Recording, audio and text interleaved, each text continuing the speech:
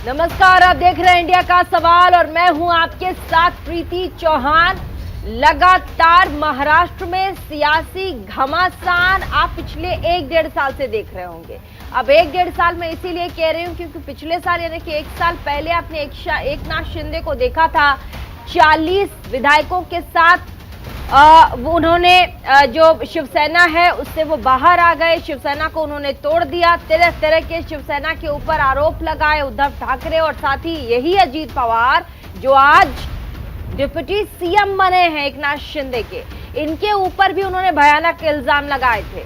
उन्होंने कहा था कि मेरे विधायकों को फंड नहीं देते हैं और साथ ही उन्होंने कहा था कि हमारी बातचीत ज्यादा नहीं होती। अब ऐसे में सियासी घमासान तब चला था जब शिवसेना टूटी थी, एकनाथ शिंदे अपने तमाम लोगों के साथ बाहर आए, उन्होंने बीजेपी के साथ सरकार बना ली। अब एकाएक कल खबर आती है कि अजीत पवार अपने 8 से 10 विधायकों के साथ उन्होंने एकनाथ शिंदे के साथ डिप्टी सीएम की शपथ ले ली है मुंबई में। अब ऐसे में खबर है कि ये महाविकास आघाड़ी में लगातार जो सेंध की खबर आ रही थी पिछले 1-1.5 महीने से, जहां पर शरद पवार ने पहले अपने लोगों को संबोधित करते हुए एक बुक लॉन्च किया, उसके बाद उन्होंने कहा कि मैं संन्यास लेता हूं, फिर अचानक उन्हें मान मनौवल मनाया गया, उसके बाद उन्होंने कहा कि सुप्रिया सूले अध्यक्ष होंगी फिलहाल और ऐसे में अजीत पवार विपक्ष के नेता होंगे। अब अचानक से कयास ये भी लगाए जा रहे थे कि जो अजीत पवार है नाराज चल रहे थे वो लगातार, और उसके बाद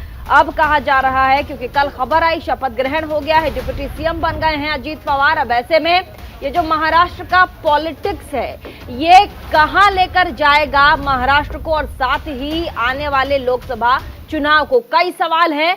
लेकिन उससे पहले एक बड़ी खबर भी हमारे पास आ रही है, उसका रुख करेंगे। केंद्रीय कैबिनेट की बता दें, केंद्रीय कैबिनेट में बड़े फेरबदल की संभावना है और ये जो बैठक है वो प्रगति मैदान में चल रही है। प्रधानमंत्री मोदी की अध्यक्षता में ये बैठक हो रही है। अब से ठीक थोड़ी देर पहले तमाम कैबिनेट के मंत्रियों को बुलाया गया इस बैठक में और कहा जा रहा है कि प्रधानमंत्री नरेंद्र मोदी अग्रेसिवली 2024 की तैयारी कर रहे हैं, लगातार फेरबदल के संकेत आ रहे हैं। अभी ठीक 1-1.5 महीने पहले आपने देखा कानून मंत्री किरण रिजिजू को हटा करके उसके बाद अर्जुन राम मेघवाल को बनाया गया और अब एक बार फिर से प्रधानमंत्री नरेंद्र मोदी मीटिंग ले रहे हैं, तमाम कैबिनेट के मंत्रियों को बुलाया गया है। और चलिए महाराष्ट्र की खबर जिस पर हम आपको अभी बता रहे थे क्योंकि हमारे चर्चा का विषय है, वैसे में प्रफुल्ल पटेल प्रेस कॉन्फ्रेंस कर रहे हैं, एक बार आपको सुनवाते हैं क्या कुछ कह रहे हैं। म्हणा किंवा जे आमचे बाकीचे महिला अध्यक्ष असो, युथचे अध्यक्ष असो, बाकीचे जे काही घटक आमचे जे आहे आणि बाकीचे सेल वगैरे त्यांची नियुक्ती आता अधिकृतपणे माननीय सुनील तटकरे या नियुक्तीच्या नंतर करू शकतात। हे आमच्या पक्षाच्या धोरणाप्रमाणे हे आम्ही ठरवलेलं आहे आणि म्हणून मी एवढाच म्हणेल। आणखीन एक गोष्ट मी सांगू इच्छितो की बऱ्याच हे काही मेसेजेस फिरत आहे, कोणी इथे निवडणूक आयोगाकडे काही शिफारस केली आहे, कुठे विधानसभेच्या अध्यक्षाकडे काही शिफारिश केली आहे की अमुक अमुक लोकांना म्हणजे डिस्क्वालिफाय करण्याची प्रक्रिया सुरू करावी। त्याचप्रमाणे काही केंद्रीय स्तरावर सुद्धा अशाच काही कारवाईसाठी काही पत्र ते आम्हाला आत्ताच काही बघायला मिळाले। माझ्या म्हणणं एकच आहे आणि स्पष्ट मत आहे की कुठल्याही व्यक्तीच्या डिस्क्वालिफिकेशनची किंवा सस्पेन्शनची प्रक्रिया हे काही पक्षद्वारा होऊ शकत नाही आणि सोबतच ते काही निवडणूक आयोगाकडे पण याचा अधिकार नाही। तो अधिकार राहतो फक्त स्पीकरकडे आणि त्याची लांब एक प्रक्रिया प्रोसेस केल्याशिवाय या कुठलाही असा निर्णय किंवा कुठल्याही त्यांच्या सूचनाचा अंमल होऊ शकत नाही आणि म्हणून ही एक स्पष्टीकरण सुद्धा एक पक्षाचा कार्यकारी अध्यक्ष म्हणून मी आपल्या सर्वांच्या समोर मी प्रस्तुत करत आहे। आता या पुढची बाकीची काही सूचना आहे मी माननीय अजितदादांना मी सूचित करू इच्छितो। आणखीन एक सूचना आम्ही केली आहे जे माननीय अजितदादा पवार यांना आमदारांनी पक्षाच्या विधिमंडळाच्या नेता म्हणून नियुक्त केला आहे आणि माननीय अजितदादा पवार अधिकृतपणे पक्षाच्या वतीनं या विधिमंडळाचे नेत्याची जबाबदारी सांभाळतील। आणि दुसरी एक सूचना आम्ही महाराष्ट्र विधानसभेच्या अध्यक्षांना केली आहे पक्ष म्हणून, कारण प्रतोद जे असतो त्याची नियुक्ती पक्ष करत असते। तो माझ्या सूचनाप्रमाणे आम्ही माननीय अनिल भाईदास पाटील जे आमचे प्रतोद पहिले पण होते त्यांना कंटिन्यू करण्याची आणि या जबाबदारीवर कायम राहण्याची माझ्या पत्राद्वारे मी महाराष्ट्र विधानसभेच्या अध्यक्षाला कळवलेला आहे। आणि म्हणून संघटनात्मक बाबतीत जे काही आता आवश्यक जे काही सूचना करायची होती, जे काही नियुक्त्या करायची होती ते आम्ही अधिकृतपणे पार पाडलेली आहे। कारण येणाऱ्या काळामध्ये थोड्या दिवसानंतर महाराष्ट्र विधानसभेच्या सत्र सुद्धा होणार आहे आणि त्याच्या अगोदर हे सगळे अधिकृत नियुक्त्या होण्याची गरज होती आणि म्हणून हे सूचना सुद्धा मी तुम्हाला सगळ्यांना मी करत आहे।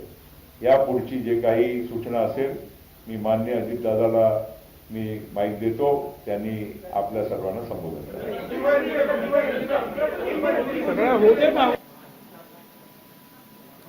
तो प्रफुल्ल पटेल इस वक्त मुंबई में, यानी कि जिस तरीके से एनसीपी में जिस तरीके की घटना हुई उससे प्रेस कॉन्फ्रेंस कर रहे हैं वो। लेकिन आगे बढ़ेंगे, हम आपको बड़ी खबर की ओर लेकर चलेंगे। केंद्रीय कैबिनेट की बैठक में प्रधानमंत्री नरेंद्र मोदी अगुवाई कर रहे हैं। इस बैठक की केंद्रीय कैबिनेट में बड़े फेरबदल की संभावना है बताया जा रहा है। प्रगति मैदान में मंत्री परिषद की ये अहम बैठक है। ये बैठक शुरू हो गई है। प्रधानमंत्री को आप देख भी सकते हैं, तमाम कैबिनेट के लोग वहां मौजूद। आप देख रहे होंगे बैठक में अपने अपने विभागों का पूरा ब्यौरा लेकर के तमाम कैबिनेट के मंत्री इस मीटिंग में पहुंचे। कहा जा रहा है ठीक चुनाव से पहले ये बैठक बड़े उलटफेर के संदेश भी दे सकता है। और इसी खबर पर हमारे साथ संवाददाता दीपक चौबे भी जुड़ गए हैं। दीपक, लगातार प्रधानमंत्री नरेंद्र मोदी अग्रेसिव मोड में, क्योंकि चुनाव है सामने 2024 और ऐसे में प्रधानमंत्री किसी भी कीमत पर कोई भी चूक करना नहीं चाहते। और ये जो बैठक है जो प्रगति मैदान में बुलाई गई है, इसका एजेंडा क्या होगा? तमाम मंत्रियों को कहा गया है कि अपने ब्यौरे के साथ, अपने तमाम कार्य के ब्यौरे के साथ पहुंचे। लेकिन माफ कीजिएगा, सबसे पहले एजेंडा बताइए मीटिंग का क्या है और उसके बाद कौन कौन से मंत्री आपको नजर आए?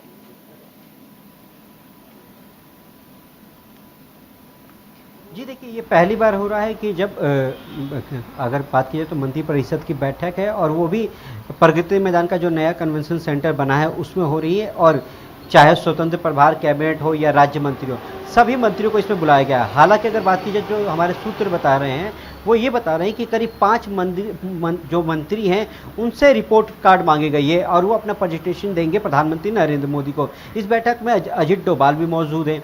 तो हो सकता है, देखिए अगर कंफर्म तो नहीं, पर यह भी एक आकलन है कि कुछ मंत्रियों का जो बैठक है वो आखिरी बैठक हो सकता है। हालांकि अगर बात की जाए क्योंकि राष्ट्रपति अभी दिल्ली में नहीं है आज से, वो 7 तारीख तक, तो आज कयास ये लगाए जा रहे हैं कि 7 तारीख को शाम को या फिर 8 या 9 तारीख को कैबिनेट विस्तार होगा। और इस बार कंफर्म बताया जा रहा है कि इस बार होगा और 4 से 5 जो मंत्री हैं उनको इस बार मोदी कैबिनेट से बाहर का रास्ता दिखाया जाएगा। हालांकि वो कौन से 5 मंत्री हैं जो अभी अपना प्रेजेंटेशन देंगे, ये जब बैठक खत्म होगी उसके बाद देखने वाली होगी। पर हाँ, ये कंफर्म हो चुका है कि कुछ ऐसे मंत्री हैं जिनका जो इस बैठक में मौजूद है उनका ये आखिरी बैठक है। यानी कि प्रधानमंत्री मोदी की जो कैबिनेट मंत्री की लिस्ट की बात की जाए या फिर जो राज्य मंत्री की बात की जाए, उसमें से कुछ जो मंत्री हैं उनको बाहर का रास्ता दिखाया जाता है। दीपक, आप कह रहे हैं कि 5 से 6 मंत्री हैं जिन्हें बुलाया गया है रिपोर्ट कार्ड के साथ।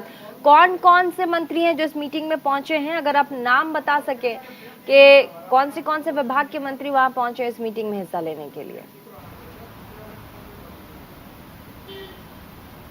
जी देखिए, अगर बात की जाए तो लगभग सारे अगर बात की जाए तो कैबिनेट मंत्री से लेके स्वतंत्र प्रभार मंत्री और राज्य मंत्री जितने भी, अगर टोटल अगर मंत्रिमंडल की बात की जाए तो जितने भी है वो सब मंत्री पहुंचे। राजनाथ सिंह, गृह मंत्री अमित शाह, पीयूष गोयल, धर्मेंद्र प्रधान, उसके बाद जितेंद्र सिंह, अश्विनी चौबे, रेल मंत्री अश्विनी वैष्णव, ये जितने भी कैबिनेट की जो बैठक है, जो प्रधानमंत्री नरेंद्र मोदी के जो जितने भी मंत्री हैं वो सभी यहाँ पहुंचे, चाहे वो राज्य मंत्री हो गाज या किन फिर किन मंत्रियों पर गिर सकता है, कोई सूत्रों के हवाले से अगर कोई खबर हो, क्योंकि किन मंत्रियों पर ज्यादा अंदेशा लगाया जा रहा है कि इस डिपार्टमेंट के मंत्री होंगे जिन पर गाज गिर सकती है, कुछ पता हो अगर आपको? जी अभी थोड़ा सा रुकना पड़ेगा, क्योंकि जैसे ये बैठक खत्म होगी उसके बाद ये आकलन हम आपको बता पाएंगे। क्योंकि देखिए, अगर बात की जाए तो जो 5 मंत्री जिनको बुलाया गया है वो कौन कौन से मंत्री हैं, वो अब से थोड़ी देर बाद जब ये बैठक खत्म होगी उसके बाद पता चलेगा कि किस किस मंत्री का क्या क्या ब्यौरा लिया गया है और कौन कौन से मंत्री होंगे जो इस बार बाहर का रास्ता जिनको दिखाया जाएगा।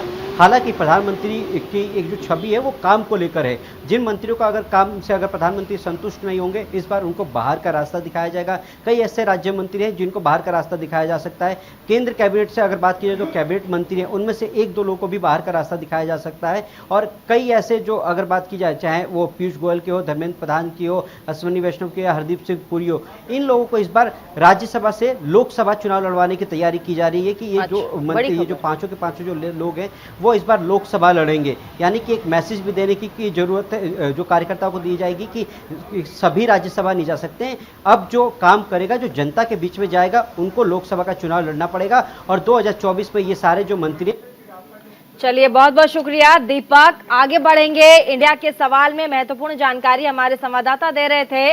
प्रधानमंत्री नरेंद्र मोदी प्रगति मैदान में मीटिंग ले रहे हैं और तमाम जैसा कि वो बता रहे हैं कि सूत्रों के हवाले से खबर है कि कई बड़े मंत्री होंगे जिन पर गाज गिर सकती है, उलटफेर बड़े होने के संकेत भी हैं। लेकिन आगे बढ़ेंगे चर्चा में। आज हम महाराष्ट्र में जो सियासी दंगल चल रहा है उस पर मंथन करेंगे और कल से लेकर आज तक में जो तस्वीरें निकलकर सामने आई इस महाराष्ट्र के संग्राम से, ये आपके सामने टेलीविजन स्क्रीन पर हैं। सबसे पहले आप देखिए, अजीत पवार का जो काफिला है उसकी तस्वीर है। अजीत पवार जब शपथ ले रहे थे उस समय की दूसरी तस्वीर है। तीसरी तस्वीर में अजीत पवार के घर पर जश्न का माहौल, जब वो डिप्टी सीएम के पद पर उन्होंने शपथ ले ली। उसके बाद की तस्वीर, बधाई देने के लिए लोगों का तांता उनके आवास पर लग गया। उसके बाद शिंदे को एनसीपी में सेंध मारने के उन्होंने शिंदे की एनसीपी में लगातार जिस तरीके से पकड़ है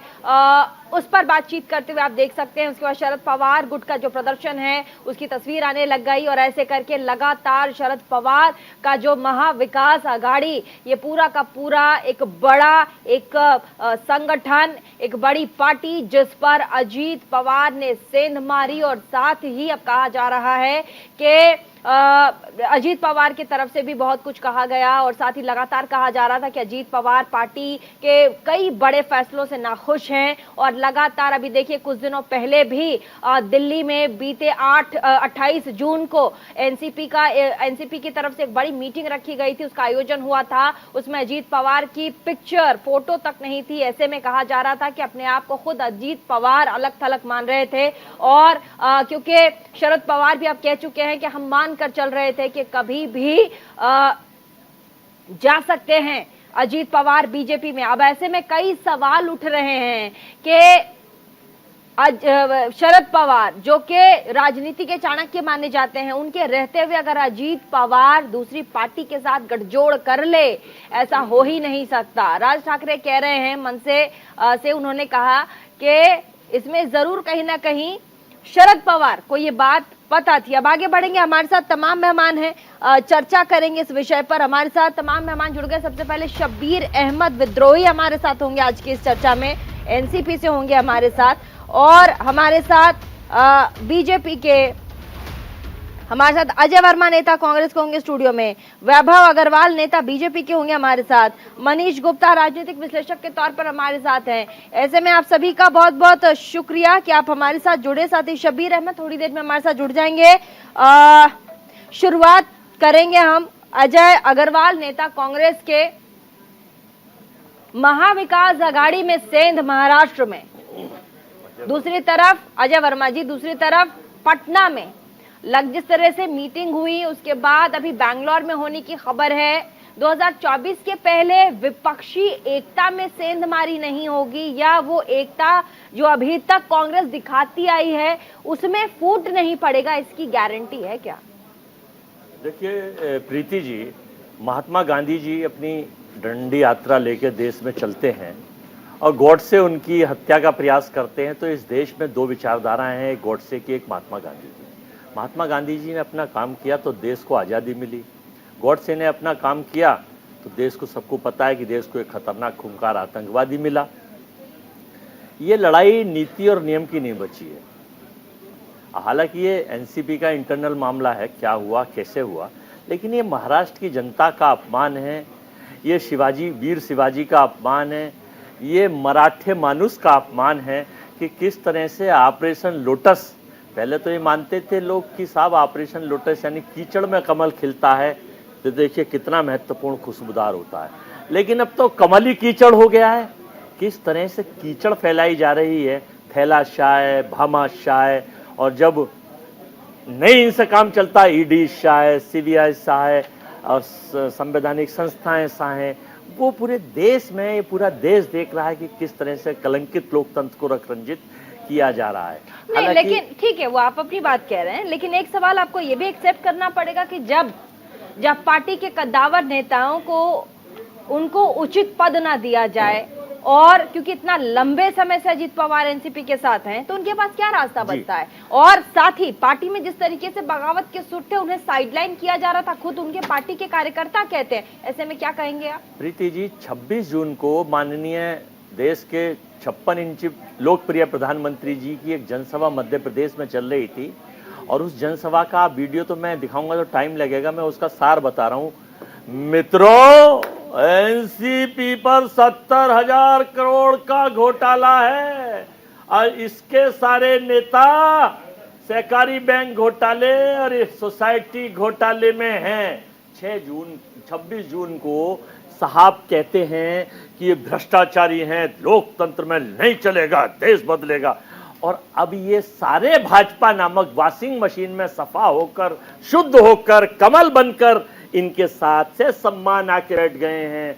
तो ये नरेंद्र मोदी जी जो प्रधानमंत्री देश का आदर्श होते हैं, जो लोगों की धारणा होती है, इस पद को कितना सम्मान दे रहे हैं और कितने भ्रष्टाचारी सारे लोगों को अपने साथ अटैच करके कमल से, वो कौन सी वॉशिंग मशीन है प्रीति जी? कौन सी वॉशिंग मशीन है? यहाँ धुल के वो आ जाते हैं और साफ हो जाते हैं। सर एक एक करके, एक सेकंड फाइनली कर, समय बहुत कम है, ब्रेक के पहले तमाम लोगों से केवल देखिए, अजीत पवार का नाम ईडी और सीबीआई की लिस्ट में है।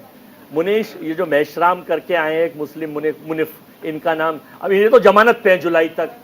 तीसरे छगन मुझपल 22 मुकदमे दर्ज है, नेता बीजेपी। सीधी 2 दिन बाद इन्हें ईडीआई सीबी उठा के अकेले बोलेंगे, जेल जाने से तो भाइयों बहनों मित्रों साहब आप अकेले सबको डर लगता है, सबको बोलना है। वैभव अग्रवाल जी नेता बीजेपी के कह रहे हैं, अजय अग्रवाल जी, अजय वर्मा जी, माफ कीजिएगा सर, माफ कीजिएगा सर, अजय वर्मा जी, वैभव अग्रवाल जी, अजय वर्मा जी कह रहे हैं, अजय वर्मा जी कह रहे हैं कि उन तमाम नेताओं के बारे में, पार्टियों के बारे में जहां प्रधानमंत्री खुद कहते हैं कि इनके ऊपर घोटाले के चार्जेस हैं, उन्हें अपनी पार्टी में शामिल कराकर डिप्टी सीएम बनाया जाता है। कौन सी वॉशिंग मशीन लगी है बीजेपी के यहाँ? Operation lotus. देखिए नमस्कार, सबसे पहली बात तो वर्मा जी के, मैं बोलूं? आप ही के सुनने के लिए देश तरस रहा है। अच्छा, मैं बोल लेता हूँ। नहीं, वो एंकर मोहतरमा का शो है, उनसे ही पूछ के बोलना पड़ता है।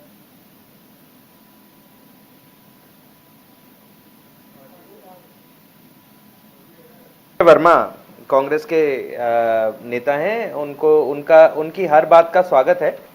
जनता को रिप्रेजेंट कर रहे हैं वो एक तरीके से, और जनता की आवाज रख रहे हैं, तो सिक्के का एक पहलू है। लेकिन सिक्के का दूसरा पहलू ये है कि देखिए, जो पहले के कार्यक्रम उन्होंने किए हुए हैं, जो नेता हमारी पार्टी से जुड़े हैं, आज हमारी पार्टी में नहीं आए हैं, हमारी पार्टी से जुड़े हैं, आज जनता की सेवा करने के लिए सरकार के साथ आए हैं। भाजपा ज्वाइन नहीं करिए, भाजपा के द्वारा लीडिंग सरकार ज्वाइन करिए, फर्क है ना। दूसरी बात देखिए, जहां तक हमारे पास वॉशिंग मशीन वाली बात है, हम हमेशा ये कहते हैं कि अगर कोई अच्छा नेता है और उसकी काम करने की मंशा है तो वॉशिंग मशीन, भाजपा छाप मार्का वॉशिंग मशीन तो है हमारे पास, आप धुल जावे हैं, लेकिन इसका मतलब ये नहीं है कि जो आपने पुराने कीचड़ में रुले हुए कपड़े हैं वो साफ हो जाएं। आगे गंदगी नहीं करेंगे क्योंकि आगे आप भाजपा सरकार का हिस्सा हैं, लेकिन जो पीछे का काम है उस पर यदि कोई इन्वेस्टिगेशन चल रहा है तो वो अपने आप चलता रहेगा, ठीक है। वो जैसे प्रक्रिया है, कानून की प्रक्रिया है, वो कानून में, उसमें हमारी सरकार का कोई दखल अंदाजी नहीं है, ठीक है। दूसरी बात, ऑपरेशन लोटस की जहां पे बात करते हैं भाई साहब, हमने इन्हीं की बातों में अगर मैं बात करूं, हमने पूरे देश में सेंध लगा ली, हमने जनता के साथ मिलकर ऑपरेशन लोटस पूरे देश पे कर दिया।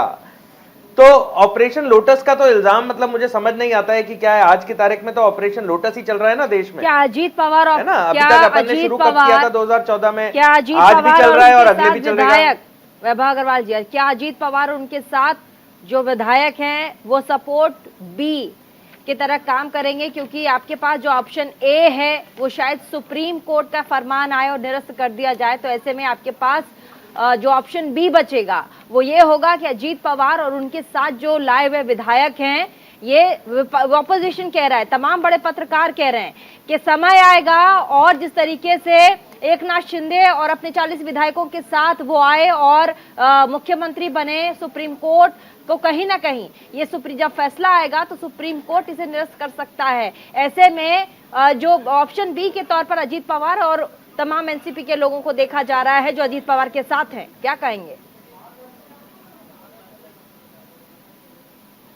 सुप्रीम कोर्ट कुछ भी कर सकता है अपने क्षेत्र अधिकार के दायरे में रहकर, लेकिन टीम बी, टीम ए, टीम सी, टीम डी, टीम ई, पत्रकार कह रहे हैं, उनकी मंशा है, उनकी सोच है, स्वागत है उनकी सोच का, लेकिन राजनीति तो मुझे ही चलानी है, मैं ही चलाऊंगा अपनी मर्जी से। अंदरूनी बात क्या है वो तो मेरे को ही पता है, किसी पत्रकार को या किसी और इंसान को तो नहीं पता है। तो अपन अटकलें लगा सकते हैं, लेकिन ये ध्यान रखिएगा कि जब अपन अटकलें लगाते हैं, राष्ट्रीय मीडिया पे बैठ के अपने व्यूज प्रदान करते हैं, तो उसमें क्या है, जनता को बेरुखी का सामना भी करना पड़ सकता है जनता से। क्यों? क्योंकि आपकी अटकलें गलत हो सकती हैं, है ना। तो ये इसीलिए राजनीति में ये सही बात कही जाती है कि जहां भाजपा हो और भाजपा की राजनीति हो वहां पे अटकलें नहीं लगानी चाहिए। कौन होगा, कब होगा, कहां होगा, क्योंकि भाजपा ने हमेशा सरप्राइजेस दिए हैं। संजय राउत ने सीधा कहा है, सुप्रीम कोर्ट के फैसले से मुख्यमंत्री एकनाथ शिंदे समेत उनके गुट के 16 विधायक अगर अयोग्य हो जाएंगे तो आपने बीजेपी ने ऑप्शनल बी के तौर पर अजीत पवार और उनके विधायकों को रखा है ताकि मौका आने पर आप अपनी पार्टी को, आपका जो पार्टी है वो काम कर सके। छोटे से ब्रेक के लिए हमें यहाँ रुकना पड़ेगा, समय हमारे पास बहुत कम है। छोटे से ब्रेक के लिए रुकते हैं, उसका फौरन वापस आते हैं। उसके बाद जानेंगे महाराष्ट्र में ये जो सियासी दंगल है ये कहां जाकर ब्रेक लेगा। क्या 2024 के पहले जिस तरीके से महाविकास आघाड़ी में सेंध मारी गई है, क्या बिहार में भी इसकी झांकी देखने को मिलेगी?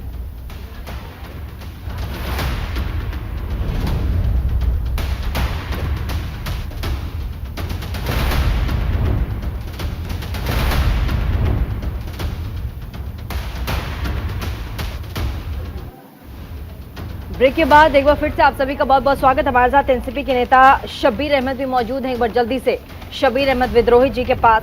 मनसे के नेता राज ठाकरे का कहना है कि एनसीपी में इतनी बड़ी घटना हो जाए, सेंधमारी हो जाए, शरद पवार को पता ना हो ही नहीं सकता। शरद पवार कहीं ना कहीं नाटक कर रहे, नौटंकी कर रहे, उन्हें सब कुछ पता है। शब्बीर अहमद जी। प्रीति जी, मैं सिर्फ आपके दर्शकों का अभिवादन करते हुए और अपने साथ इस चर्चा में बैठे हैं इनका भी अभिवादन करते हुए आपकी बात की तरफ आता हूँ।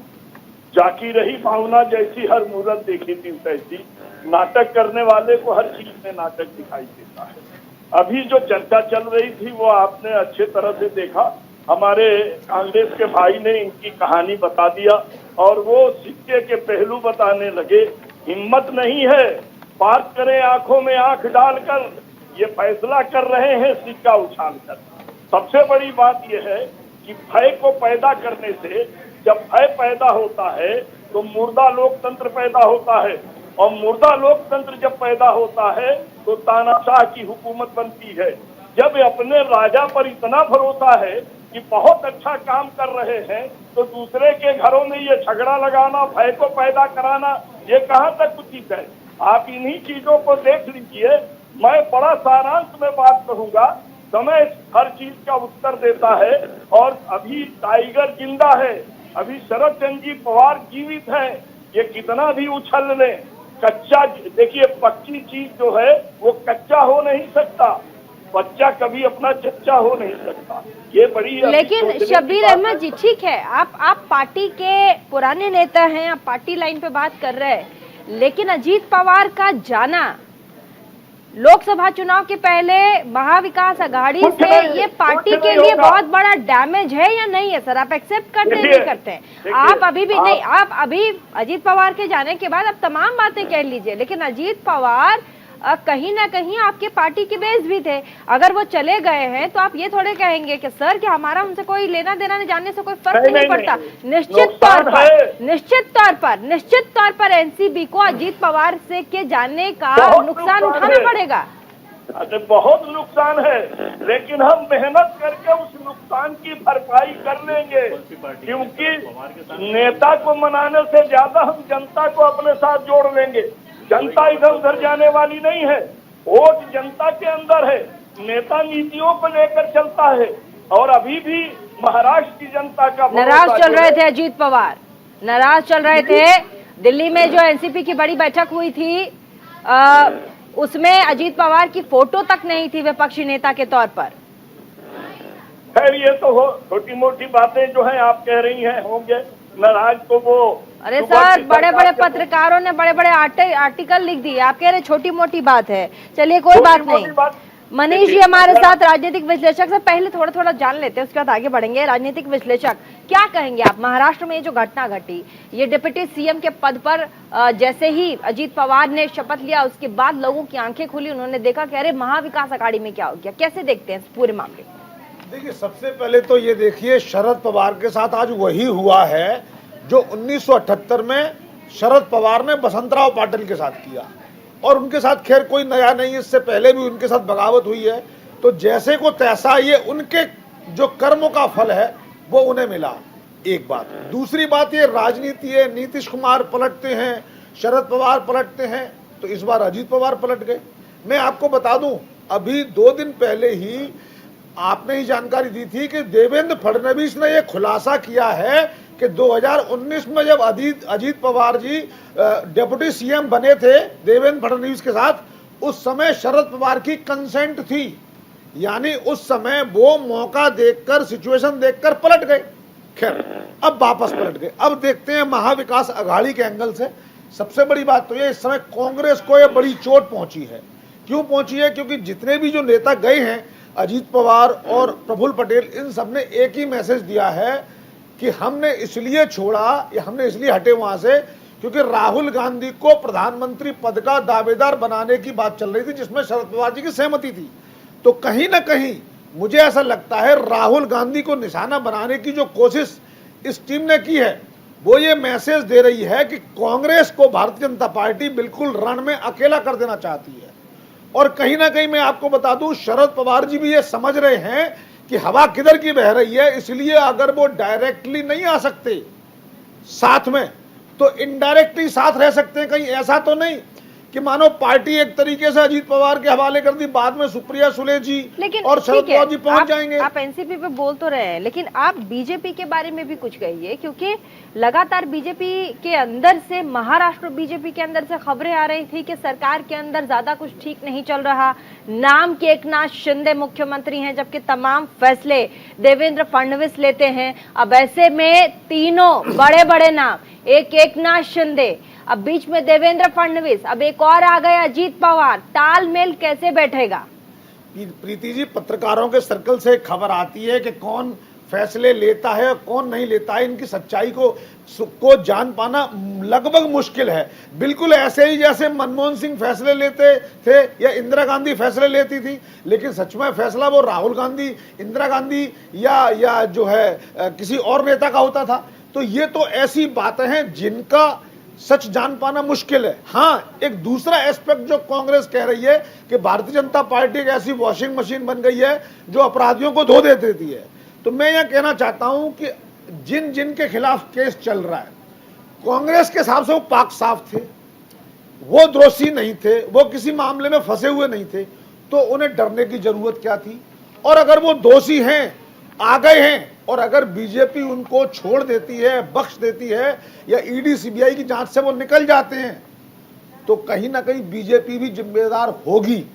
लेकिन हम समझते हैं जब एक बार मामले में चार्जशीट दाखिल हो जाती है तो सरकार का और एजेंसी का रोल बचता नहीं है, वहां मामला जज का बचता है, जुडिशरी का बचता है। काउंटर कर रहे थे अजय वर्मा जी, बोलिए। शब्बीर अहमद से कुछ कह रहे थे आप। देखिए, मैं पहले ये बताऊं, शुभेंदु अधिकारी का नाम जब पोर्टल पे था और जब वो भाजपा में आ गए तो पोर्टल से हटा दिया गया। आसाम के मुख्यमंत्री का नाम जब पोर्टल पे था तो उनका नाम जब वो मुख्यमंत्री बन गए पोर्टल से हटा दिया गया। मुकुल रॉय जब टीएमसी में थे तो उनका नाम जो पोर्टल पे था उसका नाम पोर्टल से हटा दिया गया। अजीत पवार को किसने नहीं देखा? पहले जब डिप्टी सीएम बनाए थे तो वो सारे केस इनके खत्म कर दिए थे। मेरी ये समझ में नहीं आता कि पता नहीं कौन सा विश्लेषण ये करते हैं। ये सत्ता के साथ बहकर सत्ता की गलत और सही नीतियों को देश जवाब देगा। तानाशाह जब कुछ करते हैं तो कुछ समय तक तो उनके साथ बहुत भीड़ और बहुत एक्सेप्टेंस और बहुत एक्सेप्टेबिलिटी रहती है, लेकिन जो हाल हिटलर का हुआ, जो हाल मुसोलिन का हुआ, अजय जी आप तानाशाह कह रहे हैं, जो हाल रोम में नीरो का हुआ, राजनीति में तो ये होता रहा है, जो हाल मतलब ये समझ लीजिए क्या कांग्रेस के समय में, क्या कांग्रेस के समय में इस तरह की घटना नहीं हुई? आप तानाशाह कह रहे हैं। देखिए, आज वर्तमान में भारत का जन्म, भारत का उदय 2014 के बाद हुआ। इससे पहले भारत था ही नहीं, ना जेल थी, ना रेल, वैभव अग्रवाल है ना, मेल थी, ना भारत था, ना विकास था, ना डेवलपमेंट था, ना सरकार थी, ना नोट था, ना रुपया था, ना सभ्यता थी। बहुत बड़ी घटना है, प्रैक्टिकल होकर थोड़ा प्लीज अजय जी। प्लीज देखिए, घटना छोटी हो या बड़ी हो, आज जो दिल्ली में साहब बैठक कर रहे हैं, आज से 3 दिन पहले जब ये बैठक हुई है तय हुआ कि महाराष्ट्र, क्योंकि महाराष्ट्र के बारे में एक चीज प्रीति जी पूरे देश को ना पता हो तो मैं बता दूं आपके चैनल से, दिल्ली देश की राजधानी है। The capital of India is the Delhi और financial capital of India is the Maharashtra, Mumbai. ये महाराष्ट्र जो है, मुंबई जो है, भारत की फाइनेंशियल कैपिटल मानते हैं इसे, औपचारिक नहीं अनौपचारिक तौर पर। जब सरकार को ये पता चल गया 2 दिन पहले मीटिंग के बाद महाराष्ट्र में यह हाल हो गया। तो दोषी है या नहीं? और दूसरी बात ये है, आपके हिसाब से क्या अजीत पवार जो कुछ बता रहा हूं, दूसरी बात ये है, कुछ गलत किया कि नहीं है? जिनके साथ आप टाई अप कर रहे थे, जिनकी पार्टी में आपके अजीत पवार चीफ मिनिस्टर थे, कि आज जो मीटिंग चल रही है, अब हो सकता है इस ऑपरेशन लोटस और ऑपरेशन, अरे कांग्रेस ऑपरेशन सीबीआई चाहे, ये हो सकता है कल यूपी में भी किसी और पार्टी में चल कांग्रेस से सिर्फ एक बिहार वाले तो इनको जवाब दे चुके हैं। 2019 से लेके अभी हाल तक जो deputy chief minister Ajit Pawar रहे, क्या वो दोषी किसी मामले में है या नहीं है? अगर हैं तो आपने उन्हें डिप्टी चीफ मिनिस्टर क्यों बनाया भाई? क्योंकि वो दोषी थे। और अगर हैं दोषी, क्या कांग्रेस के रजीम में उनको सजा मिलती? नहीं मिलती। अरे सजा ना इधर मिल रही है ना उधर मिल रही है, राजनीति हो रही है। आप उन्होंने 3 साल उप मुख्यमंत्री बनाया, आप तब आपके लिए वो अच्छे थे। आज जैसे ही आपकी पार्टी को छोड़ के, जैसे आपके ग्रुप को छोड़ के आपके लिए बुरे हो गए। सच्चाई ये है कि जो भ्रष्ट है वो है, यहाँ भी है और वहां भी है। ठीक है, चलिए एक सवाल वैभव अग्रवाल नेता बीजेपी के संजय राउत लगातार कह रहे हैं कि मुंबई को नया मुख्यमंत्री मिलने वाला है।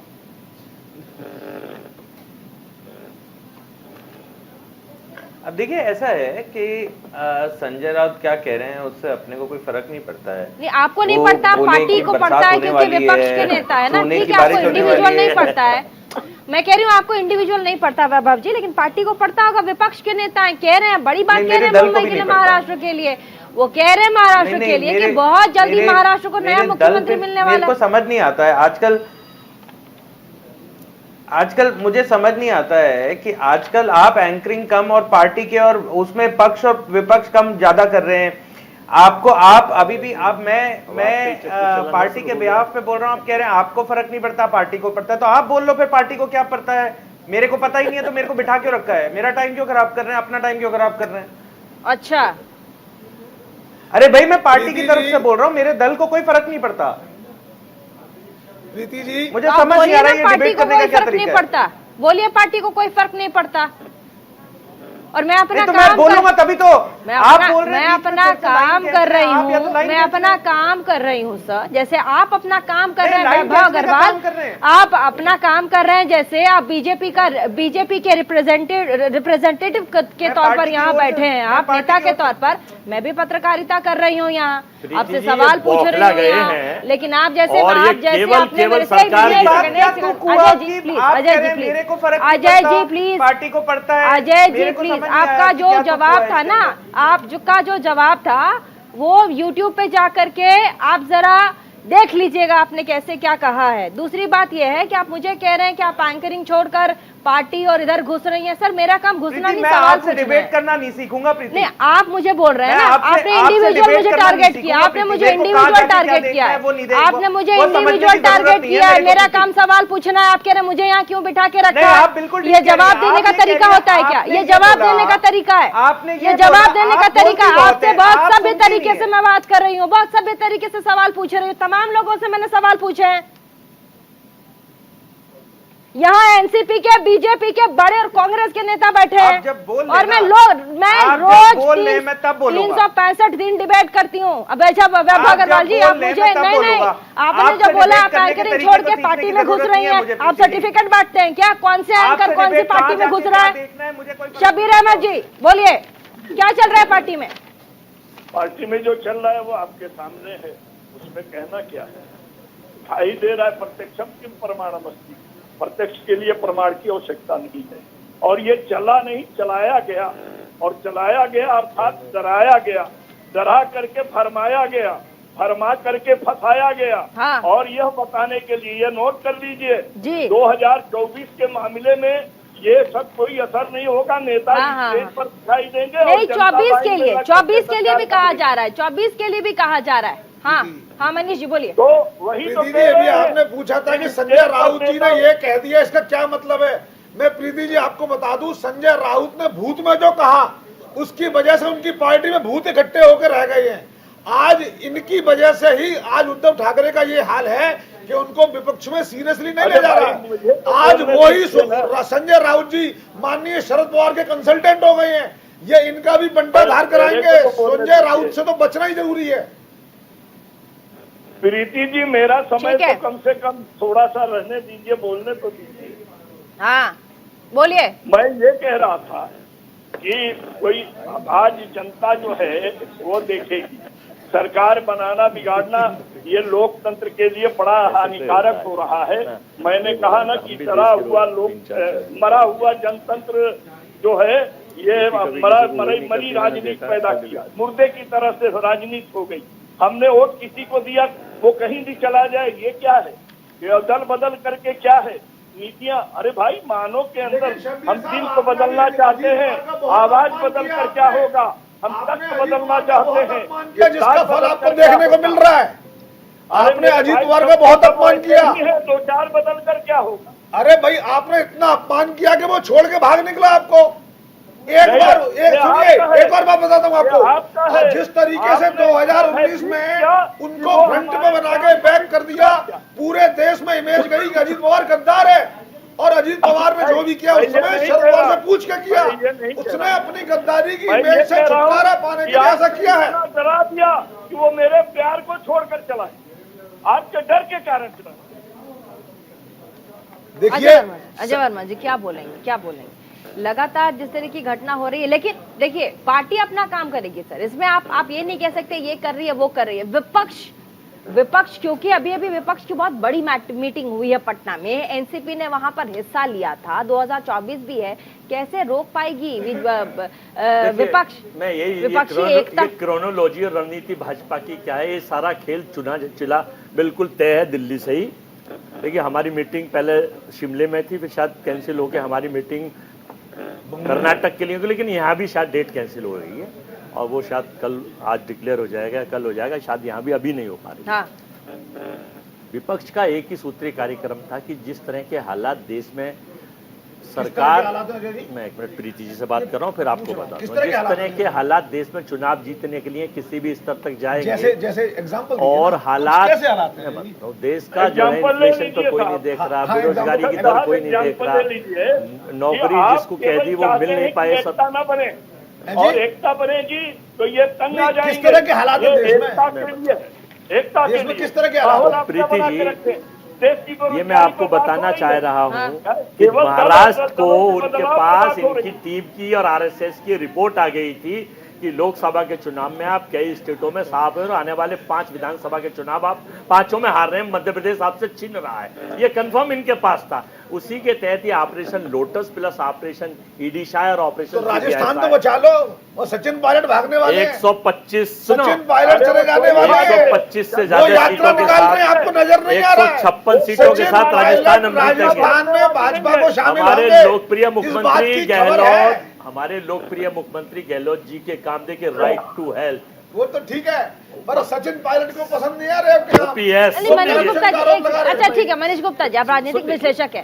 संजय राउत ने कहा सरकार पर लगातार खतरा बरकरार है, कैसे देखते हैं आप इसे? हमें बता रहा ये हूं, बात सच है। देखिए महाराष्ट्र को नया चीफ मिनिस्टर मिलने जा रहा है, मैं भी कहने जा रहा हूं, हो सकता है कल को फडणवीस मुख्यमंत्री हो जाएं, क्योंकि उनको बहुत पीड़ा है आज तक कि जब कोई आदमी घोड़े से हट के गधे पे सवारी करता है, एक मुहावरा है, ऊपर से बैठ के नीचे आ जाते हैं, सीएम के बाद डिप्टी सीएम। और फडणवीस साहब के तो फादर भी आरएसएस के बहुत बड़े नेता थे, बीजेपी के बहुत बड़े नेता थे, जिस तरह से पीयूष गोयल साहब के फादर भी बहुत बड़े नेता थे, तो उनको ये बर्दाश्त नहीं अब एक बार है। जवाब दें मनीष। कल को हो सकता है महाराष्ट्र का सीएम, मैं संजय राउत की बात से सहमत हूं कि वहां महाराष्ट्र को नया सीएम मिलने जा रहा है, चाहे वो सुप्रीम कोर्ट की वजह से मिले या फडणवीस की वजह से मिले या किसी अन्य कारण की वजह से मिले, लेकिन जो कुछ गद्दारी कर रहे लोग, उन गद्दारों को उसकी सजा मिलेगी। जब वो वापस अपने घर चले जाएंगे तो धोबी का ना घर का रहेगा ना घाट का रहेगा। ठीक है मनीष जी, देखिए जिस तरीके की वर्तमान स्थिति है, अब एकनाथ शिंदे डेफिनेटली पहले के मुकाबले उतने चार्मफुल बीजेपी को नहीं लग रहे थे। जब वो टूट के आए तो ऐसा लगा मानो पूरी शिवसेना को कंट्रोल कर लेंगे, लेकिन कहीं ना कहीं कोर मराठा जो वोटर था वो एकनाथ शिंदे के साथ उतना कन्वर्ट नहीं हुआ। इसी तरीके से शरद पवार जी को भी ये इस बात का एहसास था कि अगर वो बीजेपी से टाई अप कर लेते हैं तो शायद पूरा का पूरा मराठा वोट शिफ्ट नहीं कर पाएगा, इसीलिए 2019 में वो तय करने के बावजूद पीछे हट गए। भाजपा को भी लगता है कि जब तक कोर मराठा वोटर उनके साथ नहीं आएगा पूर्ण बहुमत नहीं मिलेगा, इसलिए इफ और बट की स्थिति से बचने के लिए 2024 के इलेक्शन को सिक्योर करने के लिए वो अजीत पवार को लेके आए हैं। अजीत पवार पहले से ही भाजपा से पींगे बढ़ा चुके थे, ये बात पहले से तय थी।